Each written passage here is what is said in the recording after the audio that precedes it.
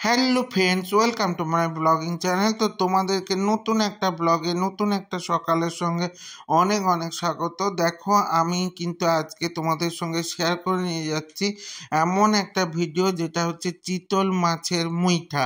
তো চিতল মাছটাকে কিন্তু আমি নোড়া দিয়ে ভালো করে থেতে নিয়ে তো এখান থেকে তার দেখো কাঁটাবিহীন অংশটা বের করে নিয়েছি। এটা কিন্তু খুব সহজেই বের করে নিতে পারবে। তো অনেকে ভাববে যে কিভাবে বের করব। তোমরা কিন্তু মাছটাকে ভালো করে যদি কোনো শক্ত জিনিস দিয়ে মানে ভালো করে সেটাকে মানে নোড়া দিয়ে থেতো করে নাও, নিয়ে কিন্তু তোমরা কিন্তু এই মাছটাকে বের করে নিতে পারবে। তো নিয়ে নেওয়ার পর তার মধ্যে দিয়ে দিয়েছি আলু, মানে সেদ্ধ করা আলু এবং নুন, হলুদ, লঙ্কা গুঁড়ি, জিরে গুঁড়ি সব দিয়ে দেব এবং তার সঙ্গে দেব রসুন বাটা, আদা বাটা আর একটু পেঁয়াজ কুচি। এবার কেউ কেউ কাঁচা লঙ্কাও দিতে পারো। তো দিয়ে ভালো করে কিন্তু পেস্ট করতে হবে। তো দেখো, সবগুলো আমি যা যা উপাদান সবগুলোই দিয়ে দিচ্ছি। তো দিয়ে তোমাদেরকে ভালো করে দেখাবো। একে কিন্তু ভালো করে একটু পেস্ট করে নেবে আর সব কিছুই আন্দাজ মতো দিয়ে দিবে। মোটামুটি রান্না করতে করতে তো একটা আন্দাজ হয়েই যায়। তো সেইভাবে দেখো মাখিয়ে নেওয়ার পর আমি কিন্তু গোল গোল বলের মতো করছি, যেরকম মুঠো করা হয়। তাই এই মানে রেসিপিটার নামই হচ্ছে চিতল মাছের মুইঠা।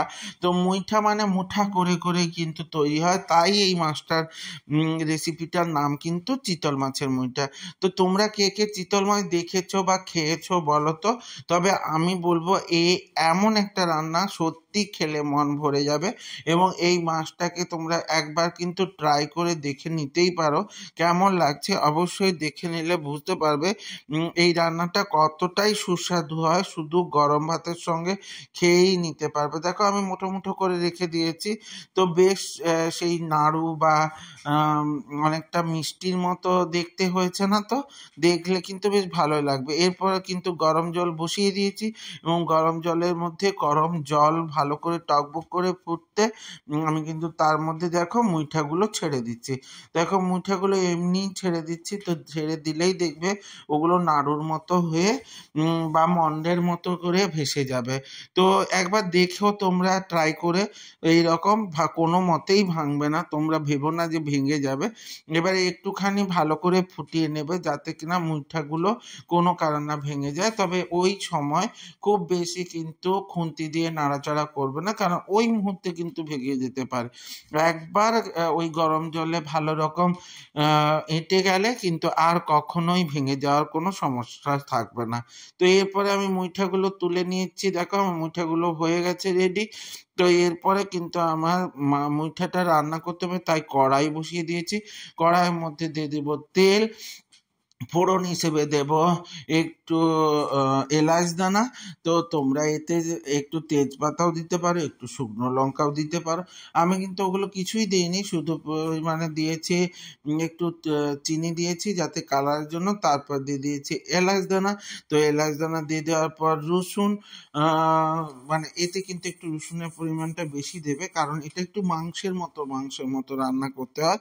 তো রসুন একটু ভেজে নিচ্ছি। তার মধ্যে দিয়ে দেবো পেঁয়াজ। এবার পেঁয়াজ দেওয়ার পর ভালো করে কষিয়ে নেব। তবে দেখো, পেঁয়াজগুলো একটু শক্ত শক্ত কাটা ছিল, তো তাই আমি একটু মুঠো মুঠো করে কেটে ভালো করে ছড়িয়ে দিচ্ছি। তো পেঁয়াজ দিয়ে দেওয়ার পর তার মধ্যে দেব, ভালো করে কষানো হয়ে গেলে দিয়ে দেবো টমেটো এবং লাস্টে দিয়ে দেবো আদা। তো পুরো দিয়ে আমি কিন্তু গ্রেভিটাকে কষাবো। কষাতে কষাতে দেখো আমার গ্রেভিটা এরকম একটা কালার চলে আসছে। এর মধ্যে দিয়ে দেবো নুন, হলুদ এবং লঙ্কা গুঁড়ি। তো তোমরা কেউ পারলে জিরে গুঁড়িও দিতে পারো, তবে আমি কিন্তু জিরে অ্যাপ্লাই করিনি, কারণ জিরের গন্ধ আমার খুব একটা বেশি ভালো লাগে না। তো কষানো হয়ে গেলে তারপরে গ্রেভিটা রেডি হয়ে গেলে তার মধ্যে মুইঠাগুলো দিয়ে নাড়বে এবং লাস্টে দিয়ে দিচ্ছি গরম মশলা। এবং এরপরে কিন্তু আমি মুইঠাটাকে নামিয়ে দেব। তো তোমরা গরম ভাতের সঙ্গে কে কে ট্রাই করে দেখলে অবশ্যই জানিও।